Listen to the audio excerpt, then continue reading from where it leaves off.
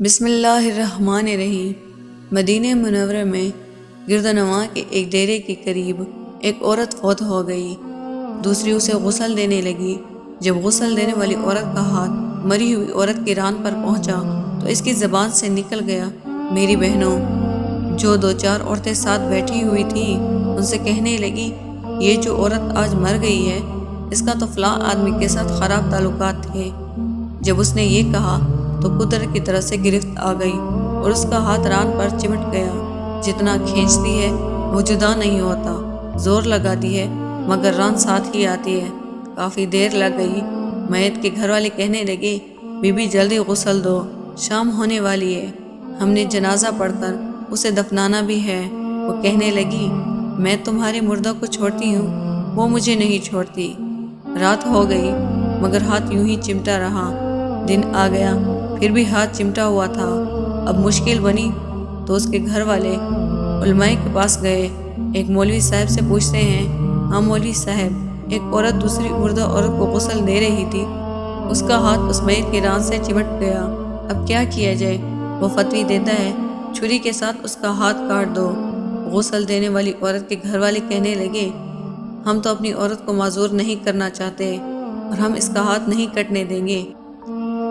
انہوں نے کہا، فلاں مولوی صاحب کے پاس چلیں۔ ان سے پوچھا تو وہ کہنے لگے، چھری لے کر مری ہوئی عورت کا گوشت کاٹ لیا جائے۔ مگر اس کے گھر والوں نے کہا، ہم اپنے مردہ کو خراب نہیں کرنا چاہتے ہیں۔ 3 دن اور 3 راتیں اسی حالت میں مسلسل گزر گئی۔ گرمی بھی تھی، دھوپ بھی تھی، بدبو پڑنے لگی۔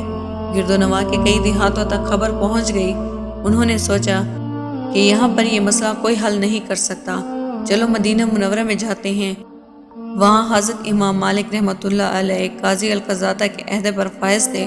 لوگ ان کی خدمت میں حاضر ہو کر کہنے لگے، حضرت ایک عورت مری پڑی تھی اور دوسری اسے غسل دے رہی تھی، اس کا ہاتھ اس کی ران کے ساتھ چمٹ گیا، چھوٹتا ہی نہیں، 3 دن ہو گئے، کیا فتوی ہے؟ امام مالک رحمۃ اللہ علیہ نے فرمایا، مجھے وہاں لے چلو۔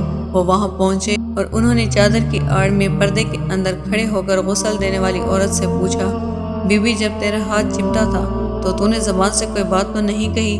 وہ کہنے لگی، میں نے تو اتنا کہا تھا کہ یہ جو عورت مری ہوئی ہے اس کے فلاں مرد کے ساتھ ناجائز تعلقات دے۔ امام مالک رحمۃ اللہ علیہ نے پوچھا، بی بی تو نے جو تہمت لگائی ہے کیا اس کے 4 ششمدید گواہ تیرے پاس تھے؟ کہنے لگی، نہیں۔ پھر فرمایا، کیا اس عورت نے خود تیرے سامنے اپنے بارے میں اقبال جرم کیا تھا؟ کہنے لگی، نہیں۔ فرمایا، پھر تو نے یہ تہمت کیوں لگائی؟ وہ کہنے لگی، میں نے یہ اس لیے کہا تھا کہ وہ گھڑا اٹھا کر اس کے دروازے پر سے گزر رہی تھی۔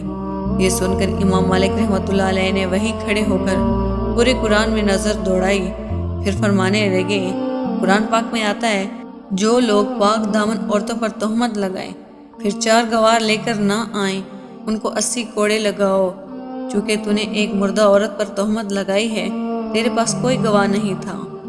میں وقت کا قاضی القضاۃ ہوں، اس لیے جلاد کو حکم دیتا ہوں کہ اسے مارنا شروع کر دو۔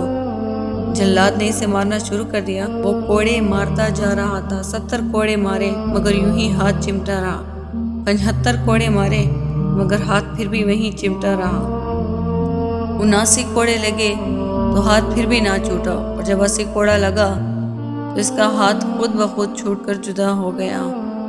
اللہ پاک ہمیں ہدایت دے کہ کوئی کسی پر تہمت نہ لگائے، آمین۔